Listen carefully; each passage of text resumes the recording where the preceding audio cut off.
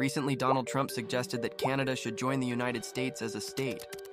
President Donald Trump declared that he would impose tariffs on all products imported into the United States from China, Mexico, and Canada immediately after taking office. Immediately after this announcement, the Prime Minister of Canada, Justin Trudeau, flew to Florida to meet with Trump and negotiate regarding the tariffs imposed on his country. Trudeau met up with Donald Trump at Mar-a-Lago and was like, hey, those tariffs. And Trump was like, hey, you want to get rid of these tariffs? Well, just become the 51st state of America. Ha ha ha. The reason behind this reaction is that 3/4 of Canada's exports go to the United States. It could be said that for many years, Canada has survived thanks to the United States. If the tariffs were applied, Canada would face a severe economic crisis. Canada is on the brink of becoming a failed state. The housing market is a disaster, and food prices are much worse here than in the US. Hospitals are dysfunctional, and depression everywhere with no hope. This is how Canadians describe Canada at the moment. The idea of America buying Canada is being discussed every day throughout the world right now, especially by Canadians. The last video I made showcases that Canadians actually want this. Well, I should say majority of Canadians that have commented in the video. They're saying they're all for it. All in favor of Canada becoming part of America? Say, we're gonna get Target, we're gonna get Trader Joe's, we're gonna get a military. Imagine that, we get a military. We'd be happy if we were the 51st state. Yeah, me too. I'm not into that. No.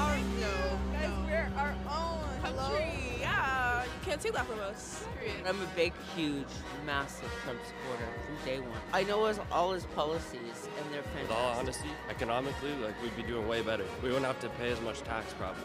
Trudeau, stand on what you've been doing, man. Say something. It's our country, it's not his. Should acknowledge that we are all aware of how unaffordable housing has become. We are aware of how young Canadians are struggling in this job market, and we're also aware of our healthcare system. And with America being the biggest economy in the world and the highest GDP in the world, it could make sense in the future to ensure that there are more economic opportunities. We have an economic union. Think about the power of combining the two economies, erasing the border between Canada and the United States, and putting all that resource up to the northern borders where China and Russia are knocking on the door. So secure that, give a common currency, figure out taxes across the board, get everything trading both ways, create a new, almost EU-like passport. I like this idea. And listen up, everyone. Trump has set off a political earthquake that's rocking Canada. All of a sudden, he drops this bombshell deal, slashing Canucks taxes by a mind-blowing 65% if they'd only say yes to becoming the 51st state of the U.S. Hold on.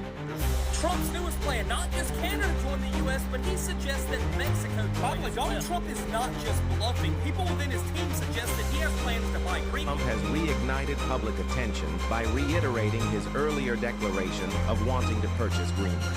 In addition, the administration of President-elect Donald Trump is swiftly assembling a cabinet team to ensure it is ready to start working immediately on the first day of his presidency in 2025. But what if Canada became the 51st state of the United States? If Canada joined the U.S., the flag would gain a 51st star, and the U.S. would become the largest country in the world, covering 19 million square kilometers, overtaking Russia. Canada's 40 million people would increase the U.S. population to 373 million, keeping it third in global rankings behind India and China. Economically, Canada's 2.9 trillion GDP would make it the third wealthiest state, just after California and Texas. The U.S. defense budget would grow by $26 billion, and American dominance in the Arctic would expand, reinforcing its global influence. However, this merger would spark international concerns. Russia could bolster its Arctic military presence, while China might have to rethink its strategies in the Pacific.